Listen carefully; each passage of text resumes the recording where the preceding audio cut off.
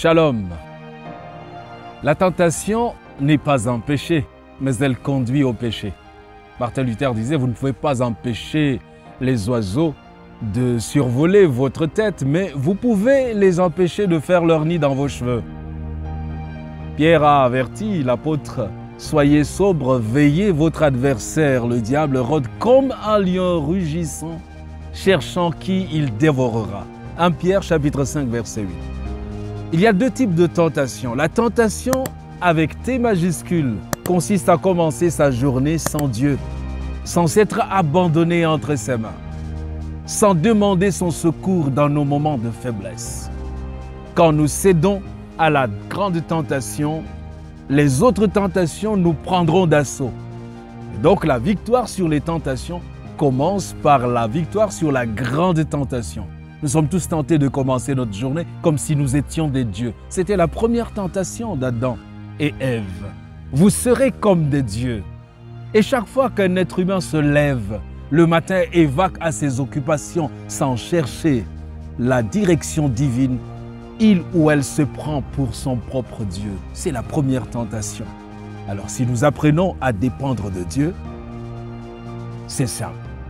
Nous lui confions nos faiblesses, nous lui abandonnons notre vie et il dirige notre vie. Dans la Bible, il ne nous est pas dit de résister à la tentation, mais de résister au diable. C'est pourquoi Jacques 4, verset 7 dit « Soumettez-vous à Dieu, résistez au diable, il fuira loin de vous. » Si nous avons une mauvaise pensée, il nous est demandé de fixer notre attention sur Dieu et non pas sur nous-mêmes. Vous ne surmonterez jamais vos mauvaises pensées si vous ne les remplacez pas par de meilleures pensées. Nous ne pouvons triompher du mal que par le bien. C'est pourquoi nous devons dépendre de Dieu.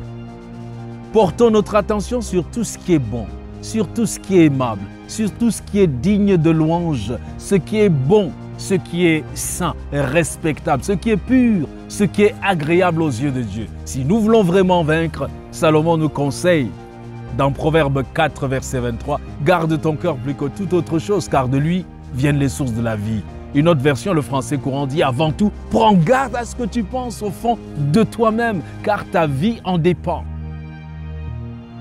Deux enfants pauvres de 5 et 6 ans visitaient le zoo pour la première fois. Ils étaient ravis de voir les animaux énormes et différents. Ils ont été très intrigués lorsqu'ils ont vu des singes se déplacer de membre en membre, de branche en branche. Et le rugissement du lion était assourdissant. Il y avait les cris des paons qui étaient un nouveau son pour eux, un son inhabituel. Puis ils sont arrivés à la fosse aux crocodiles. C'était de gros crocodiles. Mais ils semblaient être morts. Ils étaient simplement immobiles. Et ils ne semblaient même pas respirer. Alors que les enfants regardaient ces reptiles géants et discutaient de ces créatures apparemment sans vie, un homme se tenait à côté d'eux pour entendre leurs échanges. Il a sorti un billet de banque de sa poche et l'a jeté dans la fosse. Et puis, voyant la condition pauvre de ses enfants, il leur a suggéré et les a encouragés à franchir la clôture et à aller chercher de l'argent dont ils avaient tant besoin. Les enfants, ne connaissant pas le danger, ont pensé que c'était une très bonne idée, que c'était de l'argent facile. Après tout, ils étaient convaincus qu'aucun mal ne viendrait de ces créatures apparemment inoffensives, comme du bois mort. Heureusement pour ces enfants, leur beau-père venait de les rattraper parce qu'il avait pris un retard. Et il avait entendu la suggestion de cet homme cruel. Il a immédiatement attrapé ses enfants et avec colère, il a fustigé l'homme rempli de haine et a menacé de le jeter dans la fosse pour lui-même récupérer son argent. L'homme s'est retiré précipitamment pour ne plus jamais être revu. N'est-ce pas comme le diable?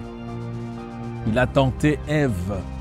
Il lui a suggéré de prendre le fruit apparemment inoffensif.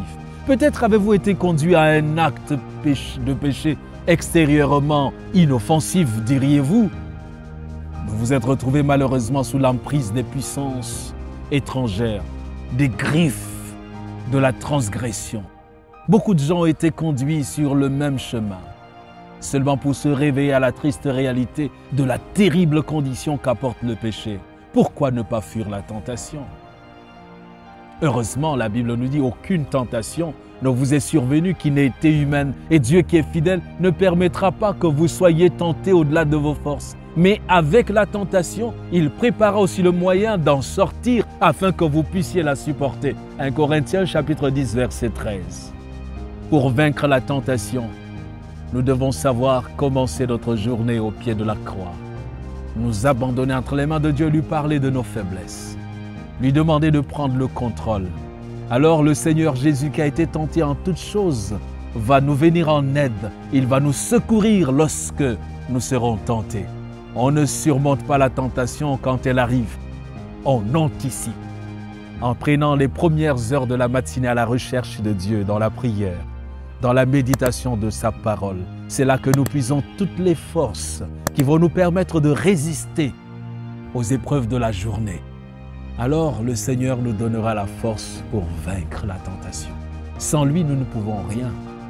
Que Dieu te donne cette grâce d'être victorieux chaque jour sur la tentation. Dieu te bénisse.